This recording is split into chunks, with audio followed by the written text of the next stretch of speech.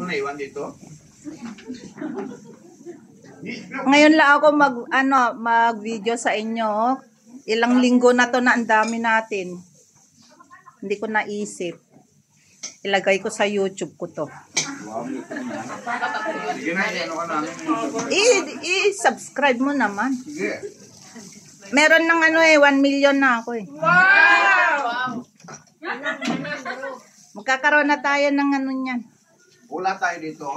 Ito, lahat yan, ang gaganda nila. Ayun, yung anak ko, punit ang dami. Dinaanan ng yan, ng bagyo. Ito si Kulot, Hi, Kulot! Bini, miss you. Ito yung pamangkin ko. Ayan. Bumalik kasi sabi niya wala yung kadate niya, sabi ni Pastor. Nasa Central. Ayan yung mga anak ko.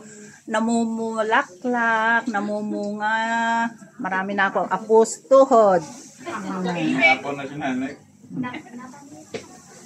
Ito ang pagkain lang namin. Sabaw. Ay, wala na. Puro itlog ang dami. Kaya kasi nung itlog na iwan. Ito rin itlog ko. Ito yung church namin. Ay, walang picture,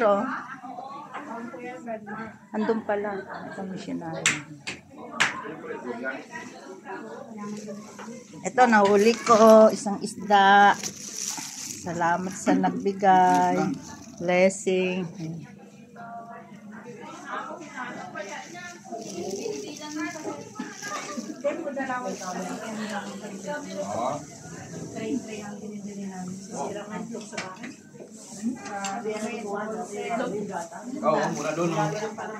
Ito yung aking anak na mayaman to.